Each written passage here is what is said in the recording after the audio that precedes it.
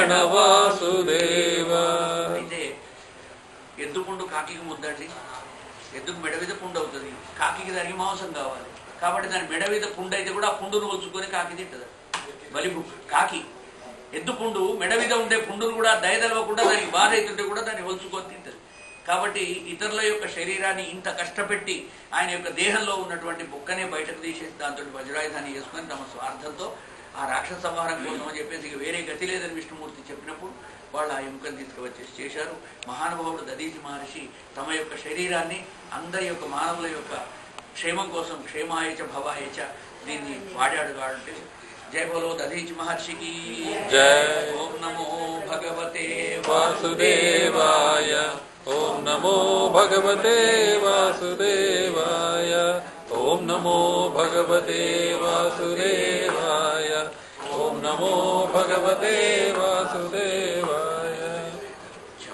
వృత్రాసుర వధ. ఇంద్రుడు వృత్రాసురుడిని వధ చేయాలి. ఆయన దగ్గరికి వచ్చాడు. వజ్రస్తు తత్కంధరం ఆశువేగ. ఆశువేగంతో వజ్రాయుధాన్ని తిప్పుకుంటూ వస్తున్నాడు. ఇక మధ్యలో ఒక 10 పేజీలు కేవలం వాళ్ళ ఇద్దరి మధ్యలో జరిగిన యుద్ధాలే.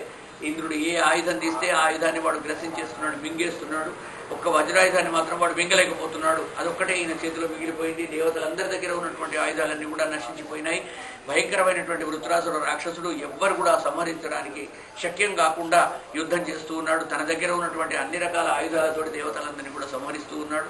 ఇలా చేస్తూ ఉంటే ఇక చివరికి ఏం చేయాలనో తెలియక వజ్రాయుధాన్ని తీసి వాడిని కొట్టబోయేసరికి వాడు గట్టిగా నోరు తెరిచేసి ఆ వృత్రాసురుడు నోరు తెరిచి ఇంద్రుడిని ఆ వజ్రాయుధంతో సహా మింగిపారేశాడు.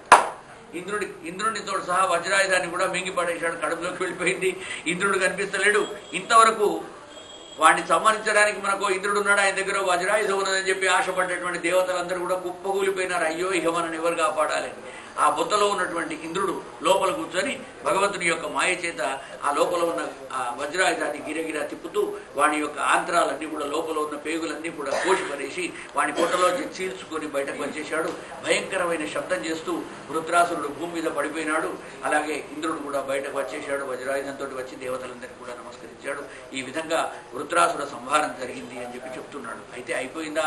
వృత్రాసుర సంహారం రాక్షస సంహారం అయితే అయింది. కానీ వాడెవడు? త్వష్ట కుమారుడు. త్వష్ట యజ్ఞం చేస్తే పుట్టినటువంటి బ్రాహ్మణుడు. అలాంటి బ్రహ్మహత్య చేసినందుకు రెండవసారి బ్రహ్మహత్యా పాతకం చుట్టుకున్నాడు. త్వష్ట కొడుకైనటువంటి విశ్వరూపుణ్ణి చంపితే బ్రహ్మహత్యా పాతకం వచ్చింది. బ్రహ్మహత్య అనేటువంటిది పంచమహాపాతకాల్లో ఒక పాతకం. బ్రాహ్మణుని చంపడం, సురాపానం చేయడం, గురుదర్భగమనం చేయడం, స్వర్ణస్థేయం, బంగారం దొంగతనం చేయడం, ఈ నలుగురితో కలిసి నివసించడం 5వ పాపం. ఈ 5 పాపాలు కూడా పంచమహాపాతకాలు అంటారు. కాబట్టి వాడిని సంహరించాడైతే సంహరించాడు. కానీ అతను బ్రాహ్మణుడు కాబట్టి వాడి యొక్క ఆ బ్రహ్మత్వం వల్ల ఈయనకు మళ్ళీ బ్రహ్మహత్యా పాతక దోషం చుట్టుకున్నది. మొదటిసారి బ్రహ్మహత్యా పాతక దోషం వస్తే ఏదో నీరుకు, నిప్పుకు, గాలికి, వీళ్ళకందరికీ కూడా భూమికి ఇచ్చివేశాడు, స్త్రీలకు ఇచ్చివేశాడు. ఇప్పుడు ఈ పాపాన్ని ఎవరికి ఇవ్వాలి? ఎక్కడా తోచలేదు. తిరిగాడు పాపం. ఆ పాపాన్ని చండాల స్త్రీ రూపంలో ఆయన వెంటబడ్డది. ఒక చండాల స్త్రీ రూపంలో ఆ పాపం ఆయన వెంటబడి బ్రహ్మహత్యా పాతకం ఇంద్రుడిని తరుముతూ ఉన్నది. ఇంద్రుడు లోకాలన్నీ తిరుగుతున్నాడు. ఎక్కడికి పోయినా సరే వాడిని కాపాడేవాళ్ళు, వాడిని రక్షించేవాళ్ళు ఎవ్వరు కూడా లేకుండా దిశలు కూడా పరిగెత్తాడు. ఇక చివరికి ఎక్కడ కూడా చోటు దొరక్క తామర తూడులో పోయి దాక్కున్నాడు. తామరది పెద్దది తూడు ఉంటుంది కదా, గంటలు దాని లోపల పోయి దాంట్లో చిల్లులు ఉంటాయి, లోపలంతా కూడా ఆమెద కట్టేవారు. ఆ లోపల ఆ తూడు దాంట్లో పోయి ఆ రంధ్రంలో వెళ్ళి దాక్కొని ఎవరికి కనిపించకుండా అలాగా ఉన్నాడని చెప్తూ ఉన్నాడు. వెతికింది ఆ చాండాల స్త్రీ ఎక్కడ కూడా వీడు కనిపించకపోయేసరికి బయటకు వస్తే చంపుదామన్నట్టుగా ఆమె అలా ఉన్నది. అట్లాగా లోపల 10,000 సంవత్సరాలు ఇంద్రుడికి శిక్ష పడింది బ్రహ్మహత్యా పాతకం చేసినందువలన. ఆయన తామరతూడులో ఉండవలసి వచ్చింది. ఇంద్ర పదవితో అక్కడ ఇంద్రలోకంలో ఉండాల్సిన మహానుభావుడు ఇగో ఇలాగా 10,000 సంవత్సరాలు అలాగా ఉన్నాడు. ఇలా ఈ తామరతూడులో ఇంద్రుడు అక్కడ ఉండేసరికి నహుషుడు ఇంద్ర పదవిని చేజిక్కించుకొని ఆ సింహాసనంలో కూర్చొని అందరినీ కూడా ఆటలాడిస్తున్నాడు. మీరందరూ నా మాట వినాలరా. ఆయన వెళ్ళిపోయి ఆ నహుషుడు అక్కడ ఉన్నటువంటి ఇంద్రుని భార్య అయిన శచీదేవితోటి కొంచెం అసభ్యంగా ప్రవర్తించాడు. అసభ్యంగా ప్రవర్తించే వరకు ఆయన ఆ తామరతోడులో ఉన్న ఇంద్రుడు విష్ణుమూర్తిని ప్రార్థించాడు. అయ్యా, నేను కనుక ఇక్కడ ఉంటే అక్కడ నా భార్య ఆగమైపోతున్నది, వాడు ఆ నహుషుడు దానితోటి అసభ్యంగా ప్రవర్తిస్తాడట, అలాగా మాట్లాడుతున్నాడు, ఈ నా దోషాన్ని తొలగించమని చెప్పి విష్ణుమూర్తిని మనసారా ప్రార్థించాడట. విష్ణుమూర్తిని ప్రార్థిస్తే నవాసుదేవ భక్తానాం అశుభపించితే వచ్చింది. శ్రీనాథ నారాయణ వాసుదేవ శ్రీకృష్ణ శ్రీనాథ నారాయణ వాసుదేవ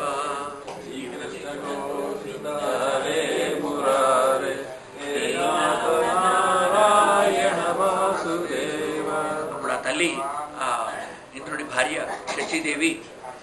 శచీదేవిని ఇంద్రాణి అని కూడా అంటారు. ఆ తల్లి భగవంతుడిని ప్రార్థించి అశ్వమేధ యాగం చేస్తానని చెప్పి కత్తినబూని చేసేసరికి భగవంతుడు విష్ణుమూర్తి ప్రసన్నుడై ఆ తామరతోడులో ఉన్నటువంటి విష్ణువు ఇంద్రుని యొక్క బ్రహ్మహత్యా పాతకాన్ని తొలగించేసి ఇక నీకేం భయం లేదు, నువ్వు బయటకు రమ్మని చెప్పి ఆయన పిలవడం, అతను బయటకు వచ్చేసి మళ్ళీ ఇంద్రపదాన్ని స్వీకరించడం, ఈ అశ్వమేధ యాగం చేస్తే ఆ పాపం తొలగిపోయింది అని చెప్పి చెబుతూ ఉంటారు.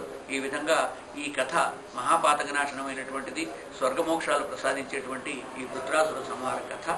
దీన్ని విన్న వాళ్ళందరికీ కూడా శుభం జరగాలని చెప్పి చెప్తూ ఉన్నాడు, ఫలశ్రుతిలో చెప్తూ ఉన్నాడు.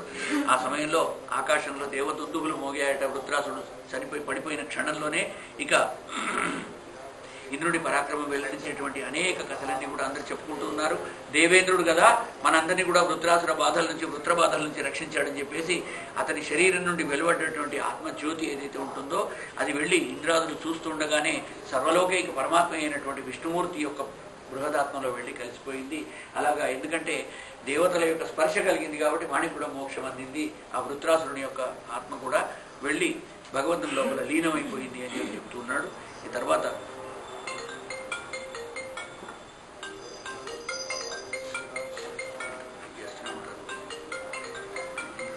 చాగంటి కోటేశ్వరం మన రామాలయం వచ్చాడు. మన మంత్రి మహాత్మ్యం చెప్తున్నాడు. మంత్రిని మహాత్మ్యం, మంత్రిలో గోదావరి, మంత్రిలో విశ్వేశ్వరుడు, ఓంకారేశ్వరుడు, శ్రీదేశ్వరుడు, మహాలక్ష్మి ఈ దర్శించుకుంటే ఏ తీర్థయాసవుతుంది మంత్రిని రామని చెప్పాడు. చూడండి ఒకసారి జీవితంలో ఉంటే మంత్రిని చూడండి. మొన్న చూసుకుంటే గ్రూపులో కొద్ది వచ్చారని అన్ని గుళ్ళు చూస్తారు. ఏమనంటే మాకు చాగంటి చెప్పారని వచ్చారు చెప్పారు. మొన్న విశ్వేశ్వరుడు గుళ్ళో కూడా ఒక 20 మంది వచ్చారు. ఆంధ్ర ఎక్కడి నుంచో పాపం ఎత్తుకొని వచ్చి బండి వేసుకొని వచ్చి విశ్వేశ్వరుడు దర్శనం భోజనం చేస్తామని వచ్చారు.